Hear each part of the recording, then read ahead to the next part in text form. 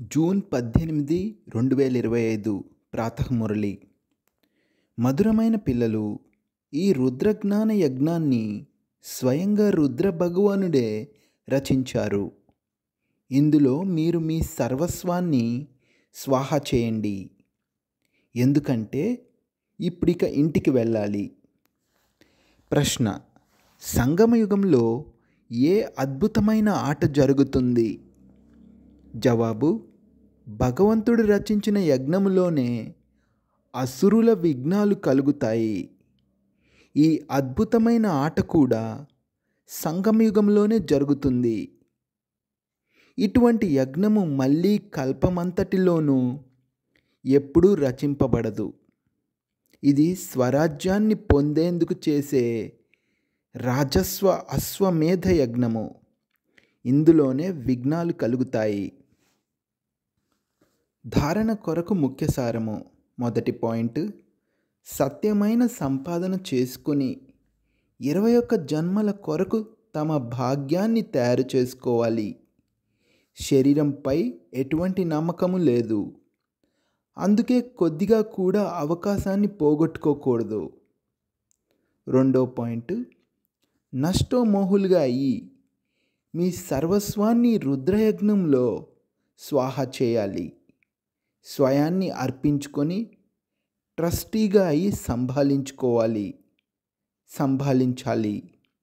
సాకార తండ్రిని అనగా బ్రహ్మబాబాని ఫాలో చేయాలి. వరదానము: ఈశ్వరీయ నశ ద్వారా పాత ప్రపంచాన్ని మర్చిపోయే సర్వప్రాప్తి సంపన్న భవ. ఏ విధంగా ఆ నశ అన్నింటినీ మరపింప చేస్తుందో అలాగే ఈ ఈశ్వరీయ నశ దుఃఖమయమైన ప్రపంచాన్ని సహజముగానే మరపింప చేస్తుంది. ఆ నశలోనైతే ఎంతో నష్టం కలుగుతుంది. ఎక్కువగా త్రాగినట్లయితే సమాప్తమైపోతారు.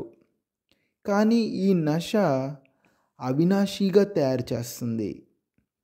ఎవరైతే సదా ఈశ్వరీయ నశలో నిమగ్నమై ఉంటారో వారు సర్వప్రాప్తి సంపన్నులుగా అవుతారు.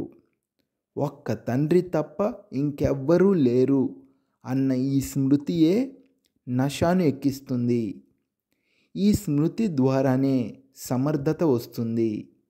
స్లోగన్: ఒకరినొకరు కాపీ చేసుకునేందుకు బదులుగా తండ్రిని కాపీ చేయండి.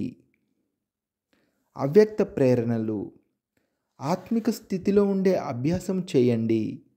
అంతర్ముఖులుగా అవ్వండి. అంతర్ముఖులుగా అనగా ఆత్మ సాక్షాత్కారం, ఆత్మిక స్థితి